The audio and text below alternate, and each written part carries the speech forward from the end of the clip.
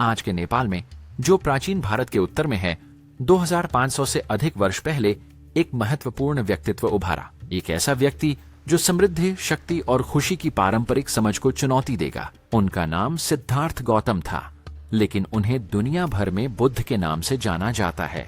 उसकी कहानी शुरू होती है जब महान व्यक्ति सुद्धोदन, शाक्य वंश के राजा, और उनकी पत्नी अपने उत्तराधिकारी के रूप में एक पुत्र चाहते थे, परंतु उन्हें बाधाएं आ रही थीं। एक सपने में रानी माया के पास 6 दांतों वाला एक बड़ा सफेद हाथी आया था।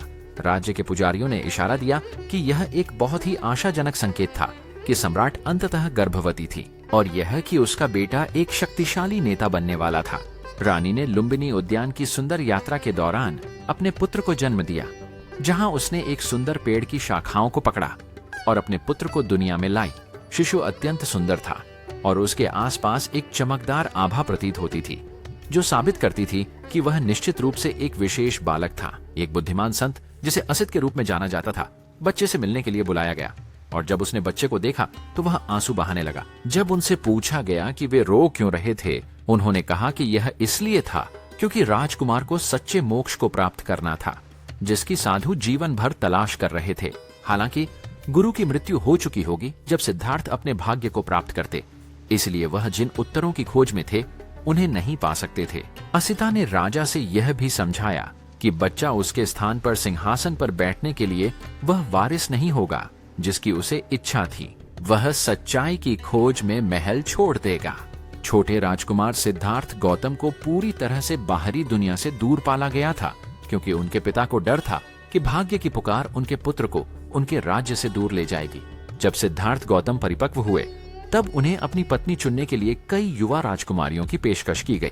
उन्होंने यशोधरा का चयन किया, जो उनकी सुंदरता और सद्गुण के लिए जानी जाती थीं। राजा ने दंपति को 3 भव्य महल उपहार में दिए, एक गर्मियों के लिए परफेक्ट, दूसरा बरसात के मौसम के लिए तैयार और एक सर्दियों का महल। इन्हें 3 सुखों के महल के नाम से जाना जाता था, जहां दंपति के पास खुशहाल जीवन के लिए जरूरी सभी सामग्री उपलब्ध थी। दंपति को राहुल नाम के एक स्वस्थ बच्चे के जन्म के साथ आशीर्वाद मिला और सम्राट खुशी से झूम उठा, क्योंकि उसकी उत्तराधिकारी सुरक्षित प्रतीत हो रहा था। राजा ने अंततः अपने पुत्र को महल की दीवारों के बाहर कदम रखने की अनुमति दी, ताकि वह उस राज्य को देख सके जिस पर वह भविष्य में शासन करेगा। लेकिन राजकुमार का मार्ग इस तरह से चुना गया था कि उसे दुनिया की दुख तकलीफ से सामना न हो।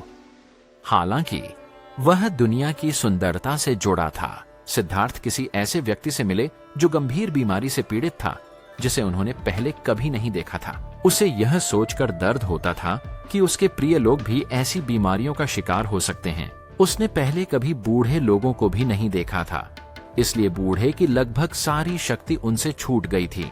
उन्होंने जीवन की अस्थायीता और मृत्यु की अनिवार्यता पर चिंतन करना शुरू किया। सिद्धार्थ गौतम व्यथित थे, क्योंकि वे नहीं समझ पा रहे थे कि लोग मृत्यु की संभावना के साथ कैसे जी सकते हैं, जो हमेशा आसपास मंडरा रही थीं।